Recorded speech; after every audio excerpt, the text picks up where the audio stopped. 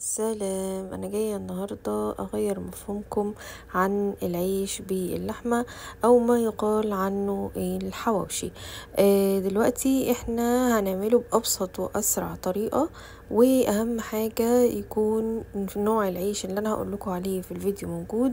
بجد يا جماعه طعمه حلو جدا وجربوه ومش هتندموا، وسيبولي رايكم في التعليقات. اي حاجه علشان ننزل فيها نص كيلو لحمه، وهنفرم بصلاية على الوسط، تكون مكعبات، ما تكونش مفرومة ناعم قوي، تكون مكعبات صغيرة وما تصفيهاش من المية ولا اي حاجة. وطماطم وفلفل كوبي وفلفل حامي هنقطعهم مكعبات ونطحنهم، وبرضو يعني تكون الطحنة خشنة مش جامدة. ملح وشطة وفلفل اسود ورشة هيل مطحون بسيطة، وهنخلط المكونات دي كلها مع بعضها كويس ونكور زي ما انتم شايفين كده، ونغطيها بستريتش راب وندخلها التلاجة مش اقل من ساعتين. هنا طلعناها من التلاجة، وزي ما انتوا شايفين كده انا مقسمه الكور علشان تبقى سهل عليا ان انا افردها. وهو ده نوع العيش اللي انا بقولكوا عليه، ده عيش بلدي وبيبقى نص تلدينه. ونص تلدينه دي انا مش عارفه يعني ايه، قولولي يعني ايه في الكومنتس برضو.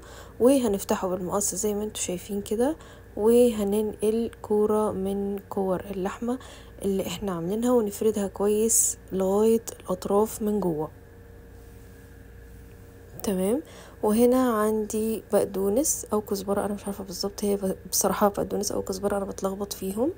وبنضيفها للحمه، واحنا بنحب الاكل سبايسي شويه، فانا بعمل 2 سبايسي و2 مش سبايسي. فبجيب الفلفل الاخضر وبطحنه زي ما انتم شايفين كده وبضيفه فوق اللحمه، ولازم ننقلها على طبق، ننقل العيش على طبق ونغطيه بكيس. وهنا دي لازم اي ماده دهنيه عندنا، انا بحب استخدم السمنه لان السمنه لما بنحطها على العيش بتخلي العيش جوسي وبتخلي اللحمه جوسي، وبتحتفظ بالدهون اللي موجوده في اللحمه، وبتخلي طعم اللحمه والعيش حلوين جدا. تمام. هنا عندنا الجريل، هنضيف شوية سمنة على الجريل ونفرد السمنة كويس بالفرشة زي ما انتوا شايفين كده. وبعد كده نجيب العيش واللحم بتاعنا، ونستنى تكون طبعا الجريل سخنة جدا جدا جدا، وننزل العيش. ولازم من فوق نضيف له برضو سمنة زي ما انتوا شايفين كده. وبعد كده هنقفل الجريل، وخلي بالكوا لانه بيستوى بسرعة جدا جدا، لازم تبقوا واقفين قدام الجريل. شايفين اللون الحلو اللي اخده العيش؟ بجد حلو قوي قوي قوي قوي، وبجد الريحة يا جماعة كانت قلبة الدنيا. اهم حاجة ان انتوا في الخطوة دي ما تسيبوش الجريل ده ابدا. تمام. شايفين